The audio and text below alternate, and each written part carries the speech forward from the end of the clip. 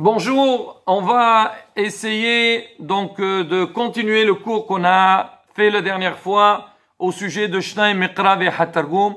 On a parlé de l'importance donc de cette lecture et que chacun il doit veiller à lire toutes les semaines Shnai Miqra et Hatargum et surtout qu'on a une promesse. Donc là, on a rapporté les paroles de la Gemara et Shulchan Aruch lui-même il le dit dans Siman Resh Pehe que tout celui, Kol HaMashlim Parashiyotav Matzibur, tout celui qui lit donc toutes les parachutes avec le Tzibur chaque semaine, Ma'arechim Lo Yama Ushnotav, il aura donc une garantie pour une longue vie. On va essayer, Rabotai, de continuer. Mais avant de continuer, j'ai Gilan qui me pose une question. C'est quoi la question, Gilan? Je voulais savoir, est-ce que vous pouvez lire le Shnei Mikra en plusieurs parties, c'est-à-dire une partie dans la semaine et une partie dans Shabbat, ou est-ce qu'il fallait faire Très bien.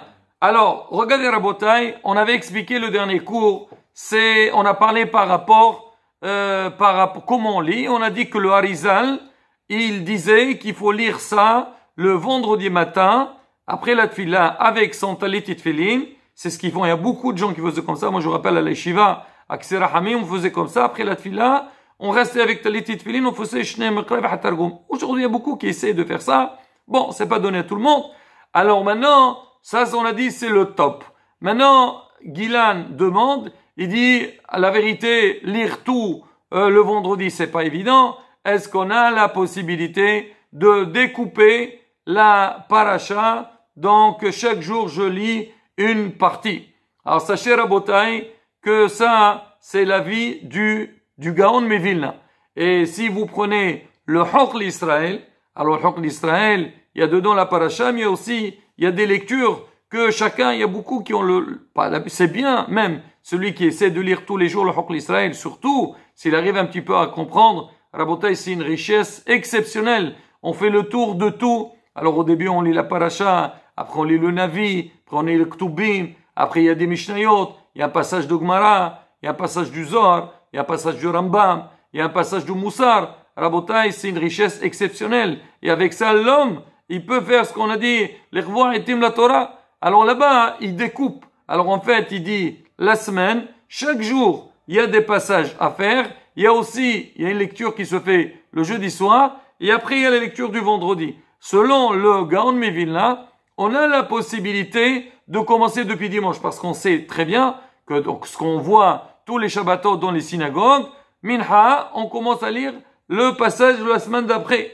Alors, il dit qu'on peut faire comme ça. Mais Bémet l'Alakha, elle est tranchée que on doit faire tout le vendredi. Maintenant, on va essayer de voir pour celui qui n'a pas la possibilité donc de faire ça le vendredi matin. Alors, c'est rapporté, même le Harizal lui-même, il dit que quand il n'avait pas la possibilité, ou ses élèves qui rapportent, de lire la paracha le vendredi matin, alors il essayait de faire au moins ce qu'il disait le Rabbeinu HaKadosh. Rabbeinu HaKadosh, il a dit à ses enfants, il leur dit, faites attention, essayez de lire Shnei Miqra et Hatargum au plus tard, avant la Souda de Shabbat. C'est-à-dire avant la Souda le midi. Alors maintenant, Hacham, ils ont expliqué, c'est pas pour dire qu'il leur disait, après Shaharit, vous lisez la paracha. Non, c'est pour dire, au plus tard, essayez de ne pas retarder plus que la Souda de Shabbat. Alors maintenant, Rabotai. Alors, ça sort de là. Si quelqu'un, il n'a pas eu la possibilité de lire le passage Shnei Miqra et Hatargum le vendredi matin après la tfila, il peut le lire dans la journée, surtout Shabbat. Et là, Rabotai, encore un conseil qu'on donne, surtout maintenant. Donc, c'est l'hiver, on est la journée, le Shabbat, il entre tôt. Il faut essayer de prendre, comme on dit, ces mesures, de rentrer tôt à la maison, se préparer pour Shabbat, faire le nécessaire, aider à la maison et vraiment accueillir les Shabbats convenablement et surtout venir la tfila et faire minha avant la shkira et ne pas retarder entrer dans les sphérot. On parlera de ça si Dieu veut dans un autre cours. Mais en tous les cas, si on peut le faire, donc si on n'a pas pu le faire le matin, on peut le faire l'après-midi. Alors sinon, alors la halakha, elle tolère. Donc c'est pas l'echatehila, mais c'est marqué, c'est faisable. C'est que si quelqu'un n'a pas le temps, j'ai lu dans le Chot Yosef, il rapporte, il dit que lui, alors il n'a pas la possibilité, vendredi, il doit écrire ses Hidushim, ses Sfarim et tout. Il dit alors, non, ça il peut pas faire le Shabbat. Et alors, qu'est-ce qu'il fait? Ça lui arrive, des fois, il ne peut pas faire ça, et surtout Shabbat, il donne des shaorim et tout. Alors, des fois, il faisait vendredi soir. Même Maran Rabbi Yosef, il rapporte, dans ses cours aussi, il dit qu'il y a une possibilité de faire ça. C'est rapporté aussi, j'ai vu Makor Reman de Morena Rabbi Mazouz. Alors, il dit qu'il y a une possibilité. Mais quoi qu'il arrive, Rabotai, celui qui sait que dans la journée, il n'a pas la possibilité de lire, donc, Shnai Mikra Behat Targum, il peut le faire aussi le vendredi soir, après la Séouda, et donc, il lit ça. Sinon, Rabotai, surtout en hiver, la journée, donc, la nuit, elle est longue, et on a largement le temps de la faire. Le matin, on se lève, on fait les brachot, on peut prendre un café, et après faire dans le calme.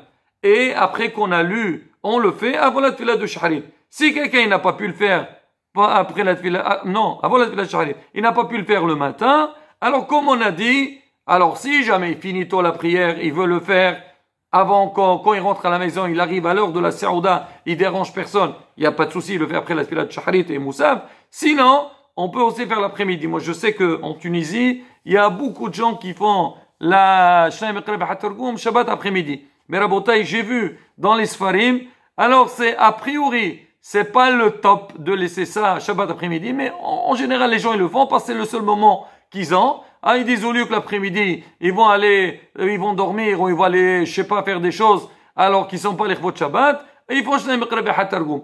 Mais Rabotai, quand quelqu'un fait le vendredi, le Shabbat il arrive à la synagogue, alors, plutôt il arrive à Shabbat bien chargé, il est au courant de la paracha. Il sait, donc c'est quoi de quoi elle parle la paracha. Quand le Rav vient faire sa dracha, il est au courant. Il a des questions, il peut les poser. Donc il est dedans, même le Shulchan Shabbat. Il va venir à table. Il peut donc raconter un peu des Hidushim, parler de ça. Et ça c'est très important à la Botaï. Si on a la possibilité, donc de le faire, donc selon cet ordre-là. C'est rapporté, si quelqu'un il n'a pas pu le faire, même Shabbat, il peut le faire même après Minha. Sinon, on peut aller jusqu'à mercredi.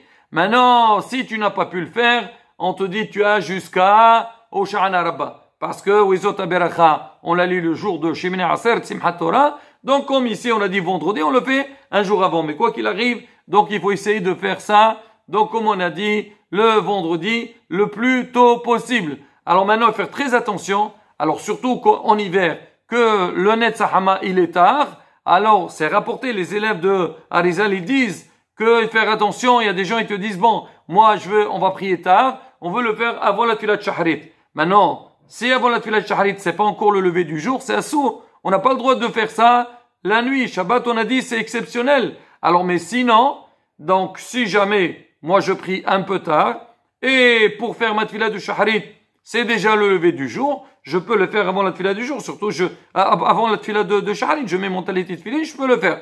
Maintenant, sinon, bon, comme on a dit. Alors maintenant, on a posé pas mal de questions, donc c'est rapporté aussi dans la halakha, pour les gens qui ont des difficultés à faire ces passages-là, Shnai Mikra Behat Targum, ça veut dire 2 fois le passouk et 1 fois le Targum. Alors, surtout il y a des gens qui font tchouva, ils sont très lents, ils n'arrivent pas à lire. Donc le Shnai Mikra, ça leur prend énormément de temps. Alors on a posé des questions à Morena Rabbi Yosef et c'est bon, il y a d'autres rabbinim aussi. Alors ils ont dit des gens comme ça qui c'est difficile pour eux. Alors s'ils veulent, ils ont la possibilité de lire en même temps que le Hazan et ça leur compte une seule fois. Mais là encore une fois, Rabotai, ça c'est tout un chapitre. Faire très attention quand tu vas lire. On le voit des fois dans les synagogues, les gens ils lisent un petit peu à voix haute, ils perturbent le monde entier. Et même le Hazan, le pauvre, il sait pas où se mettre. On parle dans le cas où il y a une possibilité de le faire à voix basse. Mais sinon, alors, d'accord, ils lisent une fois le soir, une fois le matin, et après ils font le Targum. Alors donc il dit, on peut des fois tolérer ça dans vraiment le cas de force majeure. Alors maintenant, le Shulchan Aruch, il rapporte aussi, il dit si quelqu'un, il veut faire avec Rashi, est-ce que c'est mieux de faire avec Rashi ou faire le Targum? Regardez Rabotai, c'est rapporté que le Targum et Rashi, chacun il a on va dire un avantage. Le Targum, alors lui il y a beaucoup de sodot ilyonim, c'est marqué al-pi Kabbalah, sod kamus, c'est-à-dire quelque chose de vraiment caché, et donc c'est un niveau très très exceptionnel. Maintenant l'avantage de Rashi, c'est quand tu vas lire le Rashi, tu vas mieux comprendre la paracha. Mais alors il dit Reshamaim, il lit avec le Targum et il lit aussi avec Rashi. Maintenant, si on a le choix, Rabotai, il faut lire avec le Targum. Parce que le Targum n'est train de le faire avec le Targum et non pas avec autre chose. Maintenant, c'est vrai, c'est rapporté que l'homme, il ne doit pas se suffire seulement avec la lecture.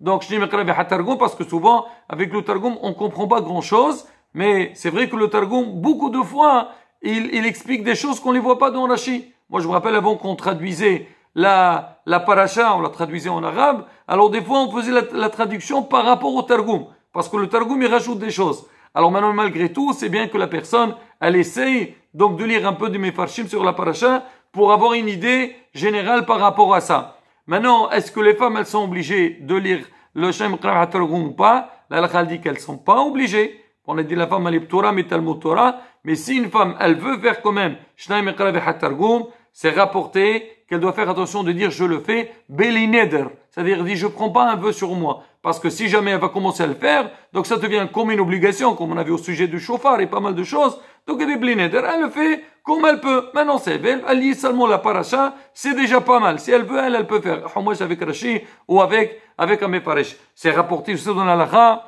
c'est que l'homme quand il lit Shem Qara Targum, il ne faut pas parler. Beaucoup de fois on voit les gens, surtout dans les synagogues, tu les vois chacun dans un coin, et là son hokl Israël, et tu vois had le matta ve had le ma'la. Un pasour, après il parle, après il discute, après les infos, après ceci. Non, Rabotai, c'est marqué que l'homme, il doit être bien concentré au moment de la lecture de Shem Qara Targum, et même, c'est marqué même pas déjà parler, et même manger, ou bien boire un café. Il rapporte le Kaf HaChaim, il dit que, je crois le Harizal, il dit si quelqu'un vraiment il a très soif, il a besoin de boire, alors dans ce cas-là, on pourrait lui dire, bon, c'est pas grave, tu peux boire, et continuer. Mais sinon, donc il faut que l'homme il soit organisé à l'avance pour lire toute la paracha Shem Qara Targum sans faire des coupures. Maintenant, si je suis en train de faire Shem Qara Targum, j'entends un Kaddish ou une Kdusha, Rabota, il n'y a pas de souci, on peut répondre. Yalchot Yosef rapporte, il a dit que son père, il lui a dit,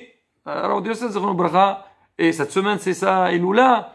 Alors il dit, c'est que, il dit même si jamais il y a une question de l'halakha, on a besoin de répondre, il dit ça, sha'ata kosher, sha'ata tahar, des fois, on peut quand même tolérer. Voilà, Rabotai. Donc, on a essayé de faire un tour par rapport au Sonian, mais quoi qu'il arrive, Rabotai, c'est quelque chose, comme on dit, c'est un trésor.